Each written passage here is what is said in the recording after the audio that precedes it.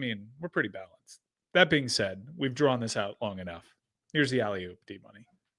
The bank, 7 million posts and counting on CanesInSight for free. If you haven't signed up yet, you listen to the show, sign up for CanesInsight.com. It is addictive. It's by far the biggest Canes community on the planet. It is always bumping, especially portal season. A name jumps in the portal. There's a thread immediately with a ton of discussion involved, debate, going back and forth. It is all over the place. With respect to the bank, those who know, and I read it, you hear what's going to happen ahead of time, a little bit most direct info on the planet when it comes to the Canes. If you know, you know. So I dropped it today. A lot of news going on, the portal, recruiting. So just some tidbits there, Pete, from the bank. Obviously, Jackson Cantwell, number one player in the country in terms of recruiting. He's going to be a top topic of discussion. I continue to hear confidence on Jackson Cantwell. I know he's visiting Oregon. He's going to make a decision here at the end of the month. I'm told Miami feels good about the job they've done recruiting him, their relationship. It's recruiting. You never know. He's going to Oregon. We'll see. But Miami is very much in on Jackson Cantwell. They have made a very aggressive pursuit, and they feel good about where that's going. But we'll see. I would bet on Miami, but I've been wrong before.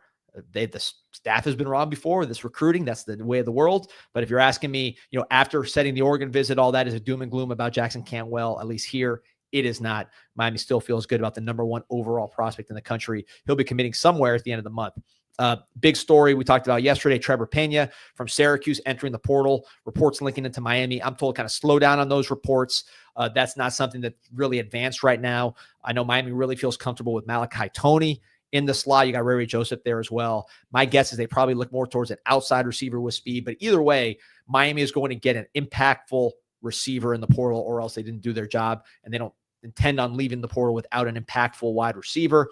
I like Pena. I thought Pena fit the bill as an impactful receiver, but I think outside receiver with speed. Singleton that went to from Georgia Tech, that went to Auburn, to me is like the standard of what they want. They probably would have gotten him if they had Carson Beck at the time. They didn't. But I think if someone like that enters the portal, that's really, to me, what Miami's looking for with the speed on the outside, with an impactful player.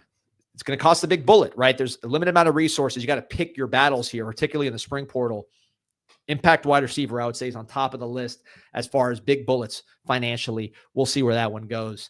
Another one, safety. I would say starting safety. We talked about that a little earlier. Starting safety, maybe another safety that's more in the box kind of guy. You see numbers there when you're losing a Zaquan Patterson, and they just need a starter next to Zachariah Poyser. So I say that's next on the list.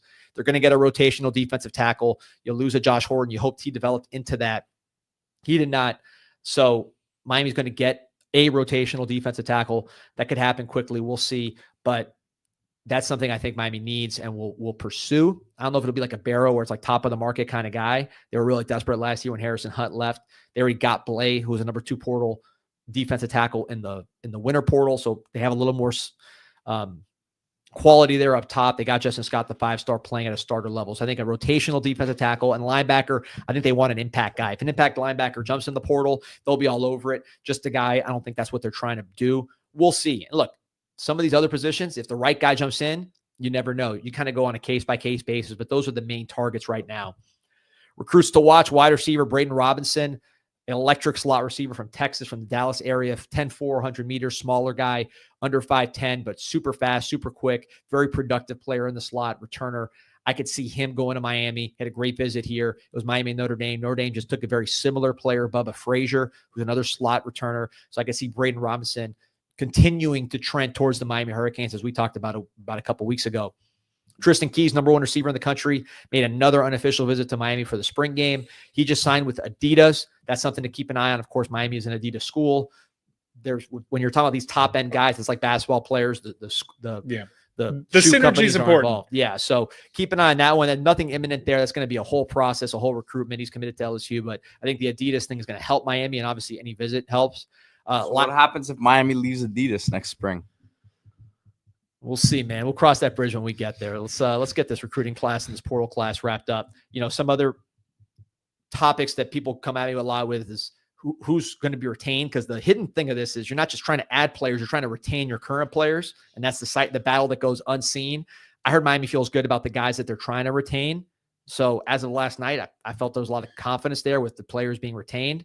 And then We talked about Malachi Toney. Miami feeling good about him in the slot. Some other guys that I was told could expect to play early. There's not an exhaustive list. Obviously, you have a whole summer, whole fall camp to see what these guys got. But Brock Schott, tight end, defensive tackle Dante Simpson, cornerback Chris Ewald, who's also a nickel. So that's the bank.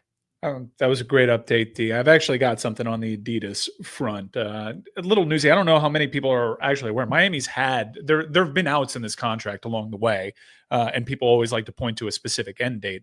Miami's continued its partnership with Adidas. Miami has been happy with Adidas, far more by comparison to their older partnership with Nike. Now, Mario Cristobal was at Oregon, played at Miami, and coached at Miami when it was a Nike school. I think you can piece together by the shoes that he wears on the sidelines that aren't Adidas often, that, he's probably more a Nike guy in a vacuum. However, I will say that the staff has been really pleased with the partnership with Adidas and how it's developed in these new times with NIL deals. You saw Adidas get involved with Cam Ward a little bit when he was doing his Heisman campaign.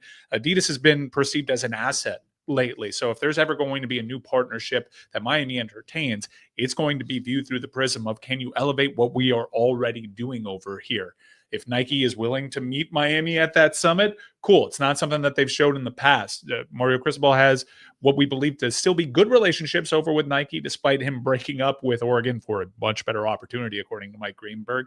But I would say that right now, the vibes surrounding Miami's Adidas deal are a lot more positive than they were, say, 2 years ago, because of all the stuff that Adidas is doing in the NIL space and the marketing space. That it's something that Miami's actually been leveraging lately. So I wouldn't put all my eggs in let's count down the days till Miami can leave and maybe go back to being a Nike school. That's not necessarily the vibes that I'm catching right now. Yeah, I agree with you. And look, he's going to sign in December? So I don't see anything changing before then. I don't know. I'm not a shoe guy. I mean, I'm wearing New Balances at all times. So, what you got? I don't think it has anything to do with you being. I got the Nikes now. I got times I'm a little confused. Yeah. You got the on clouds over there. I love how, so European. No, I love how he says I'm not a shoe guy, as if that has anything to do with Miami's like Miami. Well, I just don't know. I don't pay attention. I don't know what's going on. It's not something that I pay attention to. If you're talking about depth defensive tackles in the portal, I'm going to be more attuned. You're talking about shoes and things of that nature.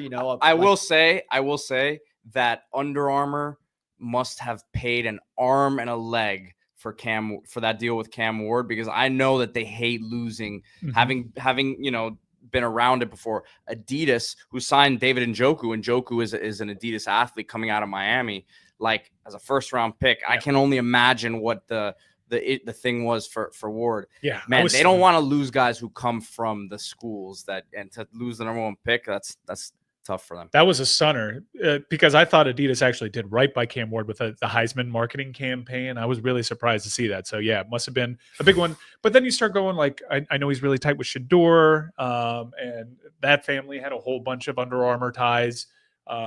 Although it's hard to kind of pin Dion down a little bit like that. But it was really surprising to see Cam not sign with Adidas, given how effective I thought that campaign was, how cool it was. He was in a national spot, and then just a couple of weeks later, boom, not in the Adidas family. Definitely a bad look and an embarrassing look for Adidas, as you mentioned, pointing out.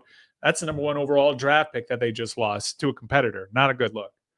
Do quarterbacks sell shoes? Like, they wear cleats. Like, do they sell shoes? I mean, Mahomes has. Yeah. Mahomes has some like turfs, I want to say, right? Deion Sanders, hugely successful in selling shoes. I have a couple of pairs of OBJs. Now, that might probably go in the Yeezy Sean John pile. Probably more. I would think more like a merchandise line. Like Mahomes has his.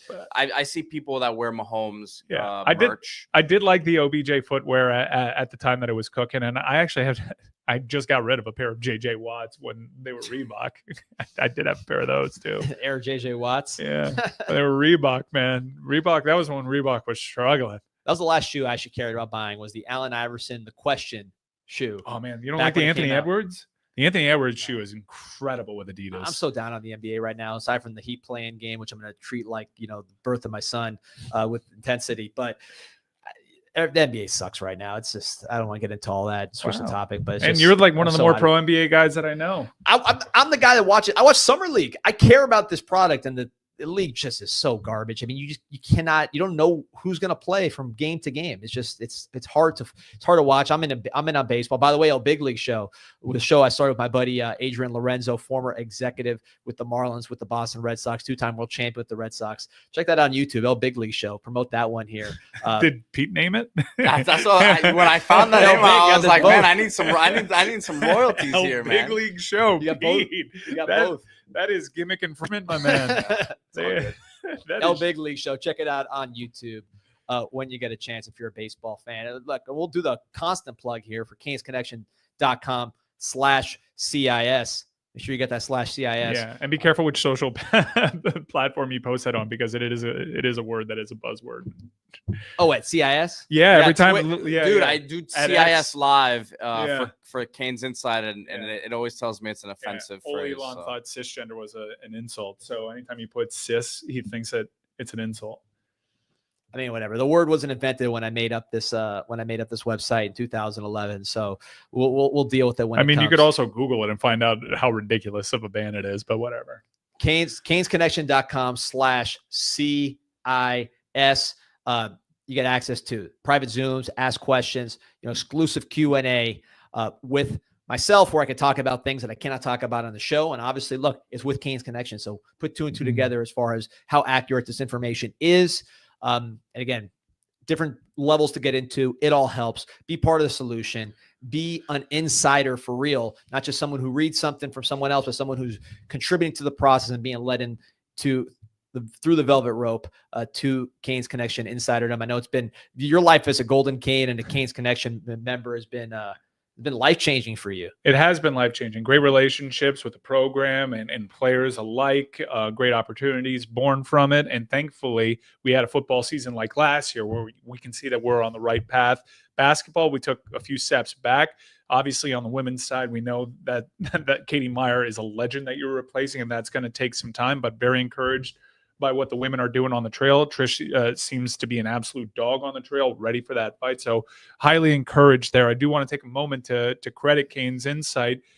Bang up job so far in this spring season. This is a highly competitive space, and I would stack the quality of the reporting and the accuracy of the reporting and the sheer volume of reporting, mainly done by these two gentlemen over here, Peter and D Money, up with anybody in the space. And obviously you guys watching, you probably consume a lot. I'm sure a lot of you would back up what I'm saying right now. Canes Insight has been an absolute juggernaut in the reporting space. Their credibility is second to none. A couple of people have tried going at our own credibility, and they've learned their lessons. Hopefully, Canes Insight is rocking and rolling and is only going to get stronger.